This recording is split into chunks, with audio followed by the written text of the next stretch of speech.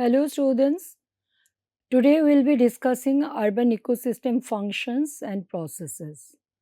Primarily, you people can look at in the very first module we have discussed the ecosystem functions and processes and how those functions and processes have got modified, and also we will see some new functions and processes evolved within the urban ecosystem.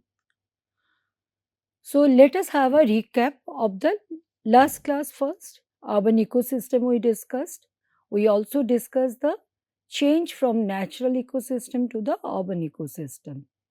We discussed the structural components of urban ecosystem where we could understand the importance of socio-economic environment and biophysical environments. And lastly, we concluded last class with the anthroposphere. That's the concept where we could see in the urban areas all the five sphere is meeting together and creating another sphere. That's the anthroposphere. So today we'll be starting with the urban ecosystem characteristics once again, and then it will be followed by the functions and processes. In urban ecosystem, we can find mix up natural and human-made components like buildings, roads, vehicles, infrastructure, along with a bit altered biotic life. High dependence on fossil fuels and artificial energy systems we can find here. Artificial and dynamic boundaries, often defined by the administrative or built up limits. Like you have an urban area, suddenly another word will be added to it. In the ecosystem, natural ecosystem, it cannot be added like that. But in the urban ecosystem, we find that these type of dynamic boundaries are quite common. Metabolic shift to technological metabolism is very predominant and it is decoupled from the ecological limits. But it is really vulnerable to the global shocks. So, even if local availability is not going to affect it to a great extent because it has other mechanisms, but global shocks it will be affected very easily. In continuation, we can discuss about the loss of internal feedback. Unlike the natural ecosystems self-regulation, in the urban ecosystem, we see that it depends on the external governance and infrastructure maintenance. Substitution by design. What it means? Ecological resilience is replaced by adaptive planning and engineering redundancy. Next change we find that hybridization. Urban ecosystem combine biophysical, technological and social subsystems, giving rise to a new form of synthetic ecology. We discussed about anthroposphere, you remember? Emergent functions like knowledge systems, innovation capacity and industrial learning now act as ecosystem services for resilience. So, in that particular context, now if we look at the ecosystem functions in urban areas, we can find that they are the aspects of ecosystems that are generated from natural capital in combination with human derived assets and activities, and resulting in the benefits for urban populations. These functions are deeply intertwined with the unique social, economic, and physical characteristics of cities, including built infrastructure, altered land surface, and high human population density. So, we'll be discussing some of the urban ecosystem functions like resource import and distribution, waste assimilation and processing, information and communication flow, economic production, cultural and aesthetic services, safety and regulation systems, innovation and adaptation, social interaction and cooperation. So, these are the new ecosystem functions we can find. But we will also look at how this natural ecosystem functions, which we have already discussed, like primary production and rest, how they are performing within the urban ecosystem. So first let us start with the natural ecosystem functions in the urban areas. Primary production, you remember, we discussed in the first module. Urban green production systems are limited and fragmented. Vegetation provides partial photosynthetic productivity and carbon sequestration within the urban areas. What are the examples? Easily we can capture urban agriculture, rooftop gardens, green belts, and street vegetation. Next function we will be discussing nutrient retention and recycling. Waste and resource management systems in urban areas are artificial and energy intensive. Recycling and waste segregation aim to mimic natural nutrient cycles, but only try to mimic. Examples: sewage treatment, composting, material recovery, circular economy initiatives. A good example of this nutrient recycling. Functions we'll be discussing now is the soil formation and maintenance. Engineered soil systems, which has replaced the natural soils mostly. So definitely it disrupts the natural pedogenesis. Maintained through design and technology rather than natural regeneration. What are the examples? Green infrastructure soils, bioretention beds, constructed wetlands, permeable pavements. Next function we will be discussing is water purification. Urban water management is technology driven purification and it has replaced the natural filtration. Ecosystem services can be restored definitely through many different initiatives like blue green infrastructure. What are the examples we can find around us in urban areas? Stormwater treatment, constructed wetlands, wastewater recycling plants. They are the good example of water purification in urban areas. Climate regulation. Urban climate regulation systems mitigate heat island effects and air pollution. Function achieved through planning and design rather than natural balance. Like we try to create urban forest, green roofs, reflective surface, urban ventilation corridors, and many other planning and design strategies. Let us come to the next function, that is the pollination. Urban biodiversity support depends on habitat quality and connectivity. And all of us, we do understand this connectivity is very fragile in urban ecosystem.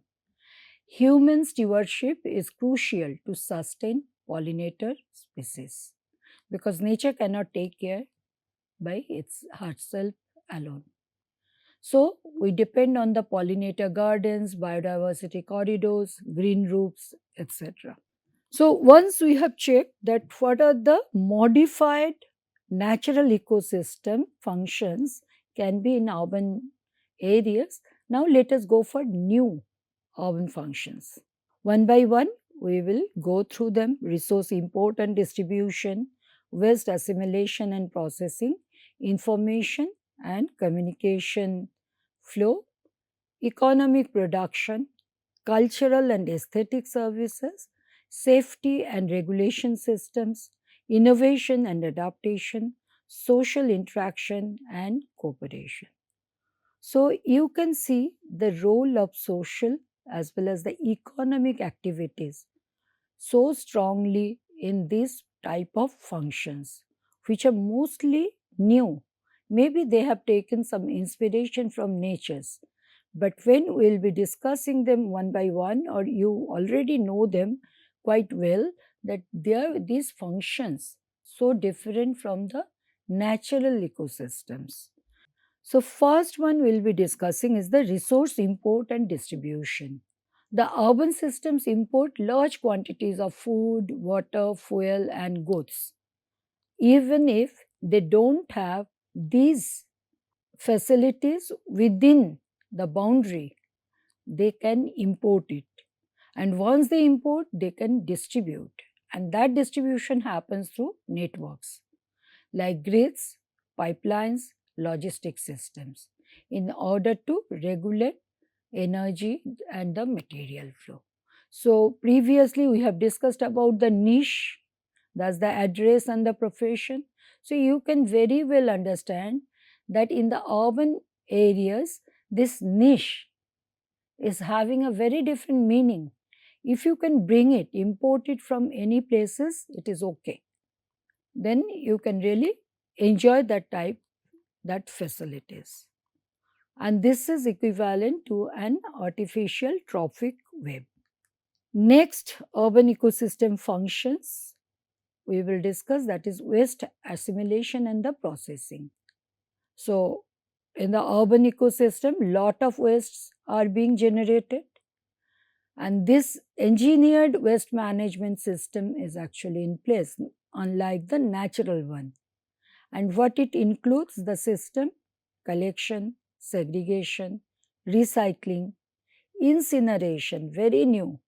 Nature sometimes have the fire cycles, but incineration is a very regular approach, and the wastewater treatment in the plants.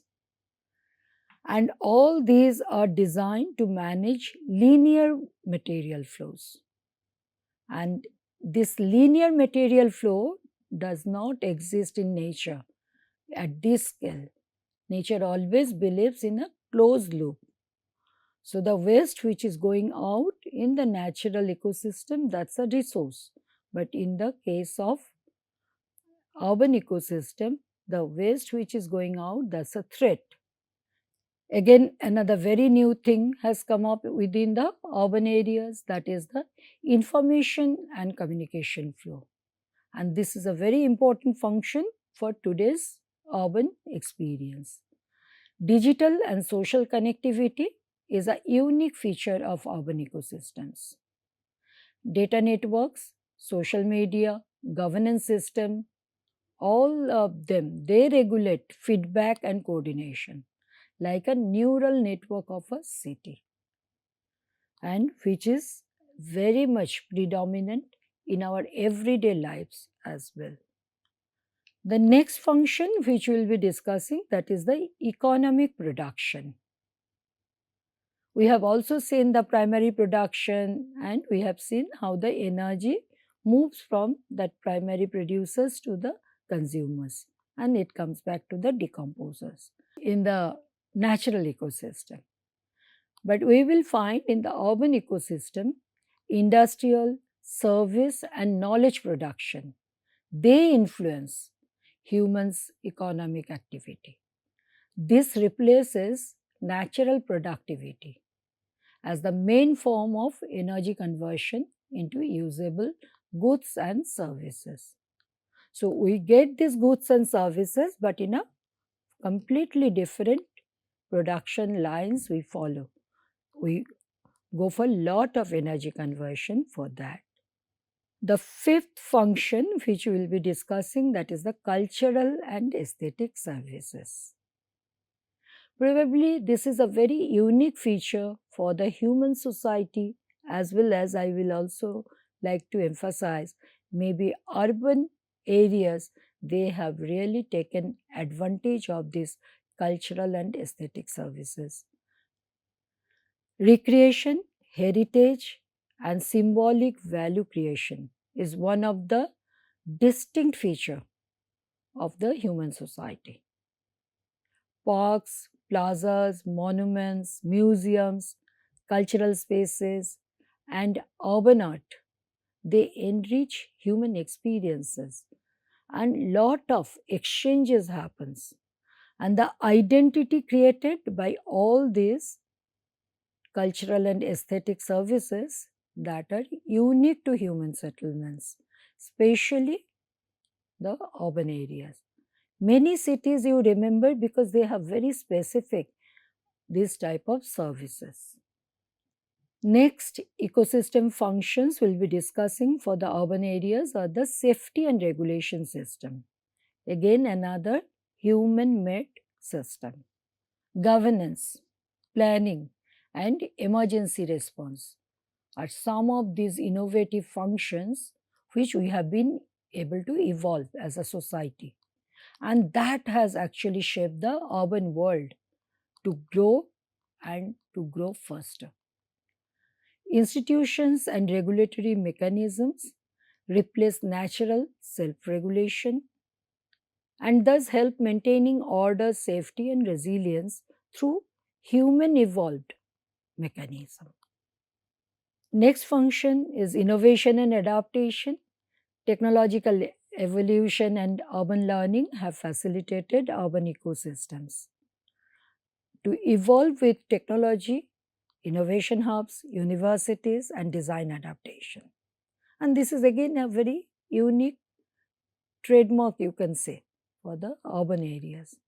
And thus, they enabled us to continuously have the socio-ecological transformation. We will be discussing now the social interaction and cooperation. And this is the last improvised function we'll be discussing in the urban ecosystem. Community networks and the collective functioning. That is very basic force for any city. And the cities, they foster dense social networks, collaboration, and shared infrastructures. And thus, all these things influence our behavior as well as the ecological outcomes. So, with this, we complete the discussion of urban ecosystem functions, which we have been able to newly introduce and evolve and refined. Now, we will be moving to the urban ecosystem process. Urban ecosystems are not linear replica of natural ecosystems, that we understood very clearly. Rather, they reconfigure, substitute, or hybridize the natural functions through social, technological, and infrastructural processes. So, these are the intervention side, the process. So, now we will be discussing this urban ecosystem processes, and where you will find that several things we have already discussed in the natural ecosystem process segment as well, but they have also got influenced.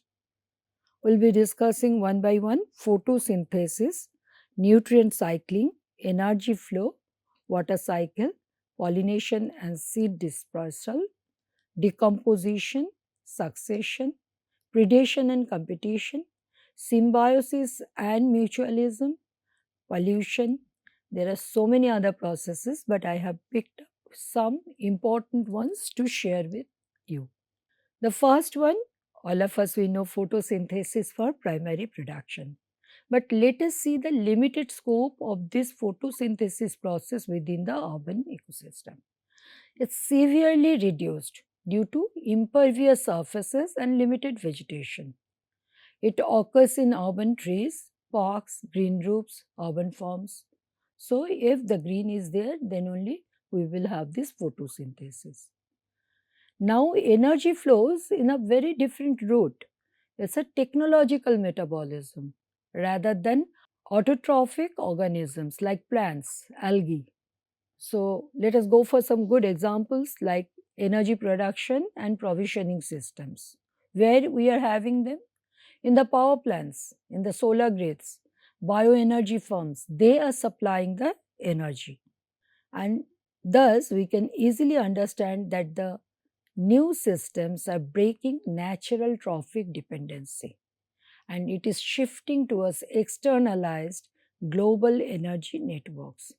It can bring that supply from maybe even 10,000 kilometers plus distance. So, that's the very different approach towards this primary production. Nutrient cycling, decomposition, mineralization in urban ecosystem. This depends on a combination of biological processes like decomposition, microbial activity, plant uptake, and human interventions like solid waste and sewage management, green infrastructure, circular economy logistics. So, it's a two different processes, biological and human one. and we are having a goal, and the goal is to maintain ecosystem health and minimize nutrient loss. But as we are discussing, and it is becoming clear that it is a linear process now. Nutrients are extracted, consumed, and discarded as waste, reintroduced only via manures, composting, or sewage recycling. So, naturally, it is not coming back. So, that loop, closed loop, is not being designed always. In most of the time, it is not designed rather. Key drivers are solid waste management, composting, biosolid reuse, circular economy policies. They are good drivers towards the better understanding of this nutrient cycling. Nutrient cycling in urban ecosystem, we can continue that discussion that it is often disrupted in urban areas by high rates of nutrient import, food, fertilizer, whenever we need it, and export, waste, runoff, leading to imbalances and pollution. In the nature, there is a balance. You have a input, accordingly you will have the output, but it's a completely disrupted system. Human activities and infrastructure like sewage systems, landfills, they play a dominant role in nutrient retention and recycling. Sometimes they compensate also for reduced natural ones. That's a good part of it. Artificial decomposition through industrial metabolism is incorporated. Let us go for some good systems to look at what is this industrial metabolism like. Engineered collection, treatment, and reuse is very efficiently utilized for nutrient cycling in urban areas. Thus, efficiently used for artificial decomposition.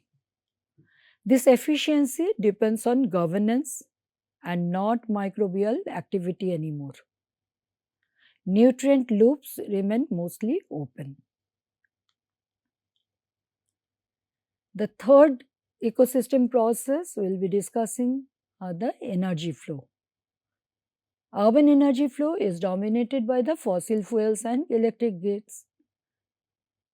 Power grid, transport systems, renewable energy transition, urban metabolism, they are good example of it. We always see very low trophic integration in the urban energy flow. So, energy flow through trophic levels, as we have studied earlier also, at each trophic level, around 90% of energy is lost as heat. Only 10% passes on to the next level, Lindemann said. But in this case, that is now being taken care.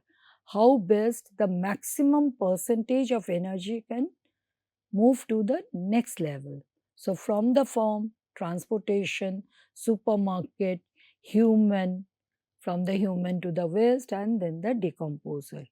This food energy, this is being continuously monitored and trying to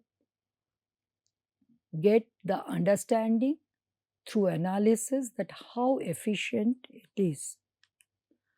We will also discuss another part of this energy flow because economy and the resource flow is very important in the urban ecosystem, that is the urban metabolism. Food, energy, material flow is governed by market and policy mechanism. Certain markets are having enough resources, they will draw more flow even if it is maybe more important in some other markets. Flows are globalized. Energy hierarchy is replaced by socio-economic hierarchy. In urban systems, we can find that additional losses occur through inefficient energy use, which is very, very carefully monitored despite that it happens. Whereas we have seen that nature has tried to be as ideal as possible. And in urban system, we are also having the additional burdens like heat island effect, and wasteful consumption. And these are all losses for the energy, because you need to utilize more and more energy for the corrective measures. Artificial energy inputs are available like fuel, electricity, and for that it is completely bypassing the biological conversion, making the cities more energy intensive systems, and mostly they are non renewable energy. Like built energy, in the built environment, we can find the energy flow. Electricity is being generated, that is being supplied. Supplied for what? Cooling, heating, illumination, and every such process is actually also creating heat waste. That waste heat is coming to the atmosphere, becoming more hot, which needs to be cooled further. So that's the way energy flow continuously tries to solve a problem which is very difficult to solve. After the energy flow process, we will be now discussing the water cycle process in the urban ecosystem. It is severely disrupted because we are adding continuously the impervious surfaces. We are modifying it. As a result, we have discussed earlier also, high runoff and low infiltration. Deadly combination. Partially restored via blue-green infrastructure, and all these things are resulting into the hydrological imbalance. So, we are depending a lot more on the urban hydrological management systems like stormwater networks, water supply drainage, and recycling plants. So, they are trying to manage the scenario better. Hydrological flows are controlled by engineering infrastructure, and so are the processes of evapotranspiration, infiltration, and groundwater recharge. In today's time, we are trying to have a more intense groundwater recharge through the recharge channels. If the infiltration is not happening, we are having the infiltration trenches. So, these are the additional things we are adding to manage this hydrological imbalance. Overridden by the imperviousness, infiltration is replaced. We are not depending on infiltration anymore because it cannot give us that service anymore. So now it is replaced by the treatment and the redistribution loop. That means you are getting the wastewater, you are treating that, again you are redistributing it. So key restorative interventions are the stormwater harvesting, urban wetlands, permeable pavements, rain gardens. The next process we will be discussing is the pollination and seed dispersal. Functional biodiversity is maintained artificially within the urban ecosystem. How? Through urban green maintenance, planting, and transport assisted propagation. The seed flow is fragmented. Manual or mechanical planting is again a human decision. The landscape agencies depends on surrogate species so that the pollination as well as the seed dispersal is continuing. Next process we will be discussing is the decomposition. Let us see how differently we are doing this decomposition process in the urban ecosystem. Waste decomposition. You remember detritus, which are actually helping in decomposing and from which we are getting the nutrients. So, this cycle is now managed through composting, anaerobic digesters, or incineration, because the nature cannot take care of this much overburdened condition. So the waste is now managed by municipal systems rather than ecological processes.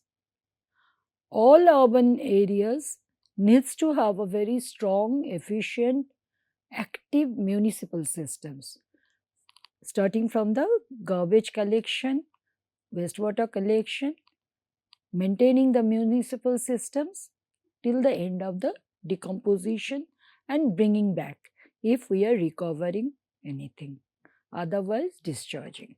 Rate and efficiency of this waste decomposition is decoupled from the biotic networks now in urban areas. That we can easily understand. Succession will be the next urban ecosystem process to be discussed. We have seen succession in the natural one. I think we remember primary as well as the secondary succession. Now let us see in the urban environment what is the status of succession now. So the succession, that means the self-organization and recovery, it is continuously interrupted in urban areas by construction and disturbances. It occurs in abandoned plots, brownfields, or green infrastructure. So, very limited scope now. Urban succession processes are shaped again by planning and policy interventions, such as urban planning, redevelopment cycles, zoning revisions, urban brownfield regeneration, ecological restoration, rewilding initiatives, etc. etc. Not necessarily all of them are going to positively help the succession. Some of them will be helping, some of them are actually going to bring further challenges or disturbances. This disturbance and recovery, this cycle are now policy driven. So, human beings, the human managers, city managers, these urban managers are now taking the decisions rather than ecological one.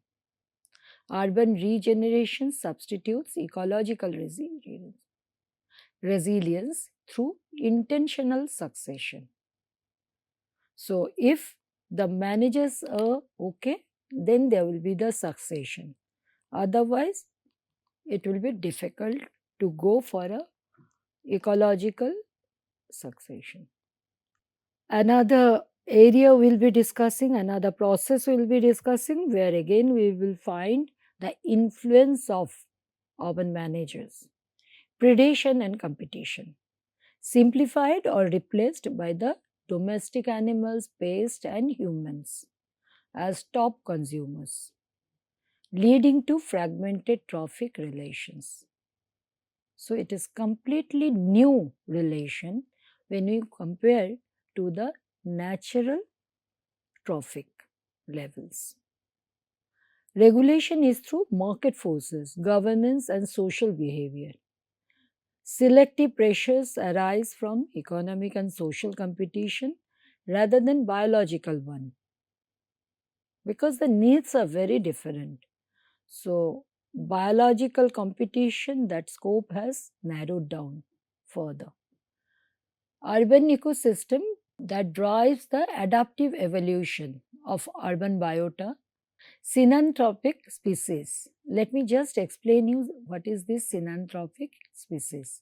Some of the biotic elements, they thrive in these urban areas. Not that every biotic species are getting affected negatively. Rats, then pigeons. You can also imagine about cockroaches. These are some of the good example of synanthropic species. So this adaptive evolution happens through urban wildlife management, pest control, pet population, human food systems, etc. Like the marine food, now human capacity has improved to such an extent that from anywhere of the world you can get the marine food. But again, this adaptive evolution also requires certain good cap In the predation, you have to have certain limits. You remember the carrying capacity? We will come back to that. So, predation cannot only continue as per the wish of the human beings. The last but one process which we will be discussing in this urban ecosystem is the symbiosis and the mutualism. In the urban ecosystem, regulation is through market forces, governance, and the social behavior. So, the symbiotic relation is very different now. The way we have seen symbiosis and mutualism in natural ecosystem, it has evolved.